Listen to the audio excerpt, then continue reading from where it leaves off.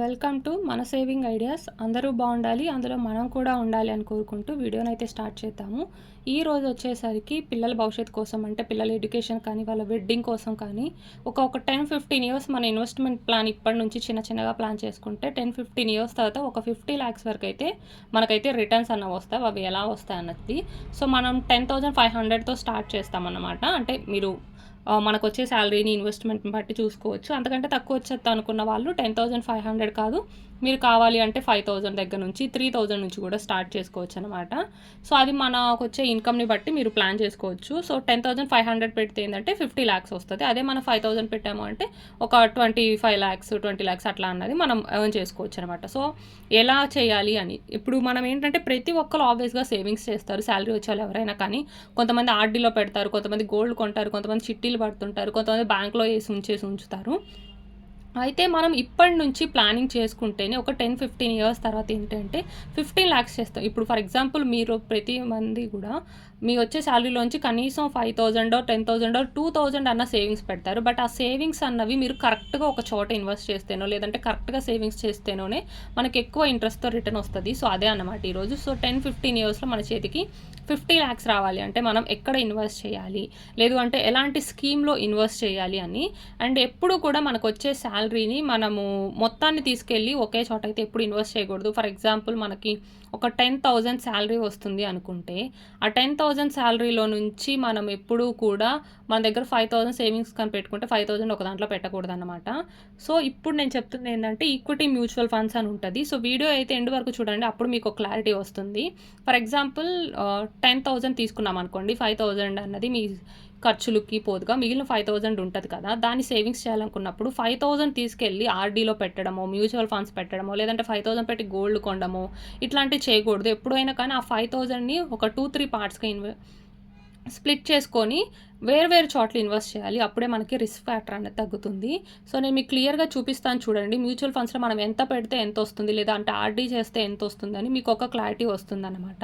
So నేను ఈ mutual ఫండ్స్లో కూడా మీకు ఈక్విటీ మ్యూచువల్ ఫండ్స్ చెప్తున్నాను. ఇది మీకు రిస్క్ తక్కువ ఉంటుంది. ఇది ప్రెజెంట్ అయితే ఎవరైనా కానీ ఈజీగా దీన్ని ఇన్వెస్ట్ చేయొచ్చు. మీరు బ్యాంకుకి వెళ్ళి ఈక్విటీ మ్యూచువల్ ఫండ్స్లో పెట్టాలి అనుకుంటున్నారు అనుకుంటే వాళ్ళే మీకు చేసేస్తారనమాట. మనం 18 lakhs ఇన్వెస్ట్ చేస్తే 52 lakhs అనేవి మనకి రిటర్న్ వస్తాయి. ఈక్విటీ మ్యూచువల్ ఫండ్స్లో ఏంటంటే మన ప్రతి మంత్ కూడా 10,500 పెడితే మనకి రిటర్న్స్ అన్నవి 12% ఇంట్రెస్ట్ వస్తుంది. టైం పీరియడ్ 15 years చెప్తున్నాను. అదే ఆర్డీ అయితే ఎంత వస్తుందో కూడా చూపిస్తాను. అంటే 10,500 మంత్లీ పెట్టాలని లేదు, మీకున్న దాన్ని బట్టి అయితే పెట్టుకోవచ్చు. బట్ ఇలా ఉంటుందన్నమాట. మీరు గూగుల్లోకి వెళ్ళి ఆర్డీ క్యాలిక్యులేటర్ కొడితే తెలుస్తుంది. జనరల్గా మనకి 12-20% అన్నది ఇంట్రెస్ట్ వస్తుంది ఈక్విటీ మ్యూచువల్ ఫండ్స్లో. బట్ నేను యావరేజ్గా 12% తీసుకుంటున్నాను. ఇప్పటి వరకు తీసుకున్న సెన్సెక్స్ స్టాక్ మార్కెట్ ప్రకారం 12%కి తక్కువ ఇప్పటివరకు ఎవరికి రాలేదు.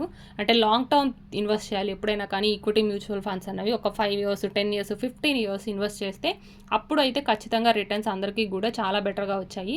10% అన్నవి హయ్యెస్ట్ రిటర్న్స్. మన లక్ బాగుంటే 20% ఇంట్రెస్ట్ కూడా మనకు వస్తుంది. బట్ యావరేజ్గా అయితే 12% వస్తుంది అనమాట. సో మనం అలాగా చూసుకుంటే కనుక టోటల్ ఇన్వెస్ట్మెంట్ 18 lakhs చేస్తున్నాం. అంటే ఫర్ ఎగ్జాంపుల్ ఇప్పుడు ప్రతి మంత్ మనం 10,500 కడుతున్నాము.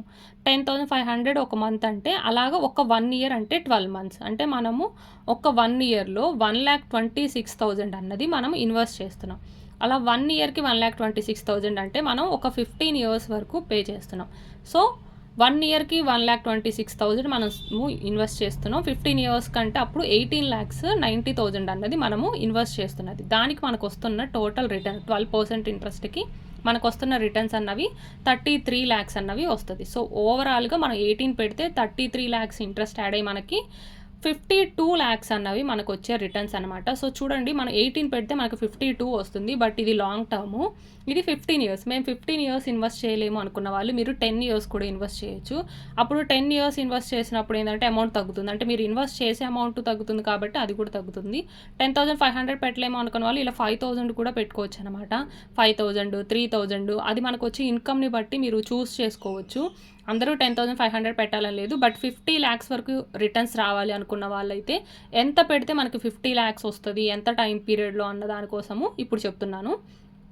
లేదు అనుకుంటే మేము 15 ఇయర్స్ పెట్టలేమంటే మీరు 10 ఇయర్స్ కూడా పెట్టొచ్చు. అప్పుడు ఏంటి అంటే, ప్రతి మంత్ 10,500 చొప్పున 10 ఇయర్స్ కట్టినా మీకు 20-25 లాక్స్ వరకు వస్తది. అలా కాకుండా మేము ఎక్కువ అమౌంట్ పెట్టగలం అనుకున్న వాళ్ళేందంటే, ప్రతి మంత్ 22,500 పెట్టారు అంటే గనక అలా 10 ఇయర్సే చేస్తే మీరు పెట్టేది 27 లాక్స్, మీకు వచ్చే రిటర్న్ 24 లాక్స్. టోటల్‌గా అలా చూసినా కానీ 51 లాక్స్ వస్తుంది. సో మీరు మీ అవైలబిలిటీని బట్టి చూస్ చేసుకోవచ్చు అనమాట. మీరు టైం పీరియడ్ పెంచుకోవాలనుకుంటున్నారా, అమౌంట్ పెంచుకోవాలనుకుంటున్నారా అని చెప్పి. సో మీ దగ్గర అమౌంట్ ఎక్కువ ఉంటేనేమో ఎక్కువ అమౌంట్ ఇన్వెస్ట్ చేస్తారు. అప్పుడు తక్కువ టైంలోనే 50 లాక్స్ వస్తుంది. లేదు మీ దగ్గర అమౌంట్ తక్కువ ఉంది అనుకుంటే 10,500 పెడతారు, అలా 15 ఇయర్స్ చేస్తారు. ఇదే మీరు ఆర్డీలో పెడితే ఎంత వస్తుందో అన్నది నేను చూపిస్తాను. ప్రతి మంత్ కూడా మనం ఇదే 10,500 ఆర్డీలో చేస్తున్నాం అనుకుందాం. ఇక్కడ మ్యూచువల్ ఫండ్స్లో 10,500 పెడుతున్నాము. ఇక్కడ వస్తున్న ఇంట్రెస్ట్ అన్నది మనకి 12% 15 ఇయర్స్. సేమ్ ఇదే మనము ఆర్డీలో తీసుకొని వెళ్ళి 10,500 టైం పీరియడ్ 15 ఇయర్స్ తీసుకుందాం. బట్ రేట్ ఆఫ్ ఇంట్రెస్ట్ అన్నది ఆర్డీలో వచ్చేది ఎప్పుడు కూడా 7% ఉంటుంది. మ్యూచువల్ ఫండ్స్లో మాత్రమే ఎక్కువ వస్తుందన్నమాట. అలా అని చెప్పి మ్యూచువల్ ఫండ్స్ రిస్క్ ఉంటుంది. బట్ ఇప్పటి వరకు అయితే లాంగ్ టర్మ్ పెట్టిన వాళ్ళకి ఎవరికి 12% తగ్గలేదు. సో ఆర్డీలో యావరేజ్గా హైయెస్ట్ ఇచ్చేదే 7% కాబట్టి టోటల్ మనము అక్కడైనా కానీ మ్యూచువల్ ఫండ్స్ అయినా ఇన్వెస్ట్ చేసేది సేమ్ అమౌంట్ 18,90,000.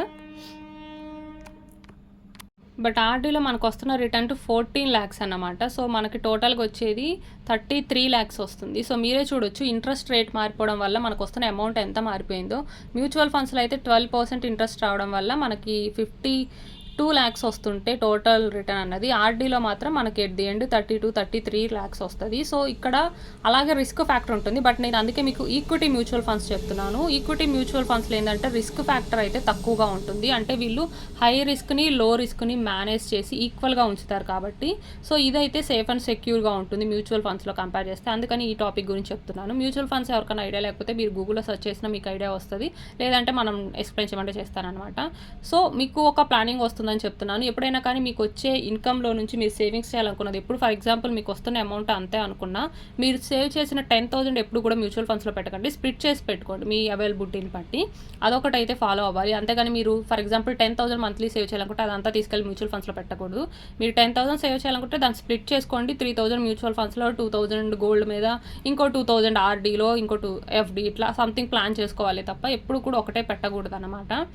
సో అలా చేస్తేనే మనకి ఇన్వెస్ట్మెంట్ ప్లానింగ్ అనేది కరెక్ట్గా ఉంటుంది. అండ్ ఇప్పటి నుంచి మ్యూచువల్ ఫండ్స్లో ఇన్వెస్ట్ చేయండి. ఎందుకంటే డెఫినెట్గా ఒక 10-15 ఇయర్స్ తర్వాత అయితే స్టాక్ మార్కెట్ బాగా బూమ్ ఉంటుంది. సో మనకి రిటర్న్స్ రావడానికి ఉంటుంది. అండ్ దట్టు పెట్టేటప్పుడు అయితే అన్నీ చూసుకొని పెట్టాలి, క్లారిటీగా తెలుసుకొని పెట్టాలి. సో ఈక్విటీ మ్యూచువల్ ఫండ్స్ అయితే కొంచెం అయితే మీకు రిస్క్ ఫ్యాక్టర్ తక్కువ ఉంటుంది. సో ఇంకొకసారి క్లారిటీగా తెలుసుకున్న తర్వాత అయితే ఇన్వెస్ట్మెంట్ ప్లాన్ ఇప్పటి నుంచి ప్లాన్ చేసుకుంటే 10-15 ఇయర్స్ తర్వాత పిల్లలకి అది చాలా బాగా యూజ్ అవుతుంది. మీరు కూడా హ్యాపీగా రిలాక్స్ అవ్వచ్చు. వీడియో నచ్చితే ప్లీజ్ లైక్ చేయండి అండ్ షేర్ చేయండి. Thanks for watching.